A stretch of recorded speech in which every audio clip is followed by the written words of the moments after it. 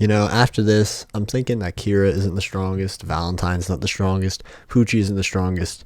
Netflix themselves are the strongest JoJo villain to ever exist. Now, before I get into this video for real, I'm not going to be spoiling anything about the stuff to come. I'm just going to talk about my general feelings towards this new batch release announcement that we're going to get a ton of new episodes in the fall.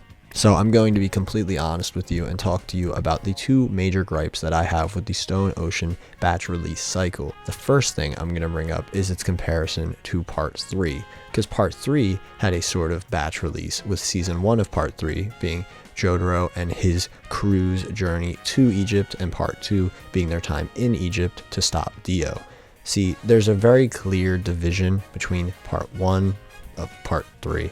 Sorry, that's kind of confusing. The first half of Part 3, where it's this journey to Egypt, and then there's this great fulfilling moment that we're here. We're finally in Egypt. We did it. The journey is close to its end. And then the whole second half getting a lot more intense and really, really crazy when they're in Egypt. Now, that makes sense for me for a batch release cycle. It's literally a perfect stopping point. Like, yep, we're here. Now things are going to get real. Stone Ocean did have a really good cliffhanger with the ending of the first batch being Jolyne getting Jotaro's disc and ensuring he's safe for now. It puts you in a great state of limbo, unsure of what's really going to happen, but with a new goal. Really, really cool, and the best cliffhanger I think Stone Ocean could have had for this batch release cycle. Now, personally, I felt as though if it was weekly, it would be a lot more compelling once we get to that moment, because we would have to go on this journey with Jolyne, with Hermes, with Foo Fighters, meet all these characters, get to know these characters on a slower, more intimate level where it's like, okay, we're not just seeing you in a instantaneous gratification moment because the journey isn't even over.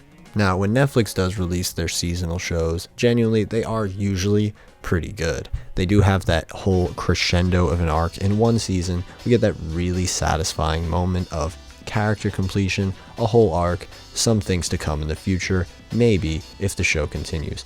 It's essentially as though they make a single show into a season, and if people really like it, they'll continue it with the same sort of format or style.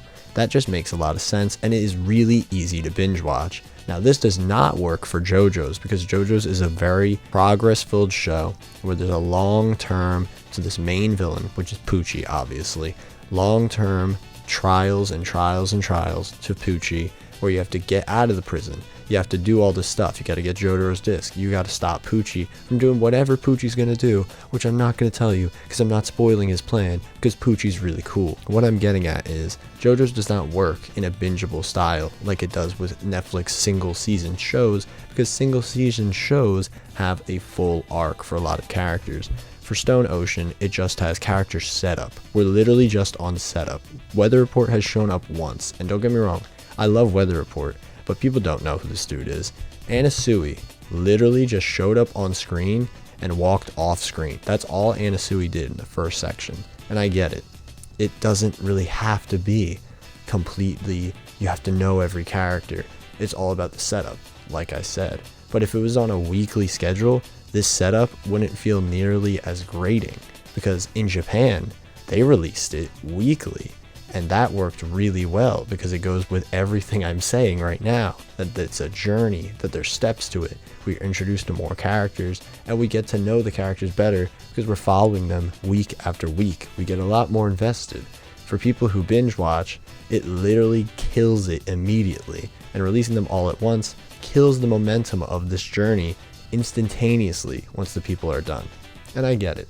Not everyone does binge watch, but the fact that they're all released at one time basically inspires people to keep watching it, because Netflix has binge culture associated with it integrally. My other main complaint is the idea that a lot of these fights are going to be really hard to animate, which, don't get me wrong, they literally will be.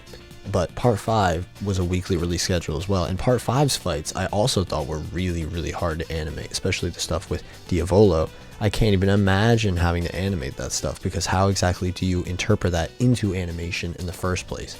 I can't even imagine what they're going to do with the ending of Part 6, because it's just insane. I can't even imagine the amount of budget they're going to have to spend on just the final fight alone, because of how really abstract it is. So that's my main thoughts on why exactly I thought the batch could have worked and why I feel as though switching it to a weekly thing would just be way better in the long run. You've heard these complaints before from many people, but I just want to get mine out there because oh my god, it's a bit frustrating. My apologies if this is a rather negative video. I just want to talk about some genuine gripes I have with this, but let's get into the positives. I am very genuinely excited for this thing to continue, as much as I have a negative bias towards Netflix's release cycle, because genuinely, a lot of the fights coming up, I can't even imagine how they're going to animate this stuff. Specifically Dragon's Dream, which I'm not going to tell you anything about it, but a lot of people know that Dragon's Dream is very incomprehensible in the manga, so I'm very curious to see how on earth they're going to animate this. And a lot of people don't particularly like that fight, but I think it'll be really cool to see how exactly they bring it to life, essentially. For some other really cool stuff that was shown in the trailer, we see Anasui actually doing things. Anasui, another really great Part 6 character, finally gonna do things in the second batch, which is really great. Like, really great, because Anasui is pretty awesome, and I like him a lot, so I'm very glad to see that he is going to be a lot more important in the story as it goes on, and not literally standing and walking out of a room, because that was so annoying. It was so annoying. But it's nice to see Anasui really getting a spotlight in this part. Finally actually head first on the poster as well. So really great to see.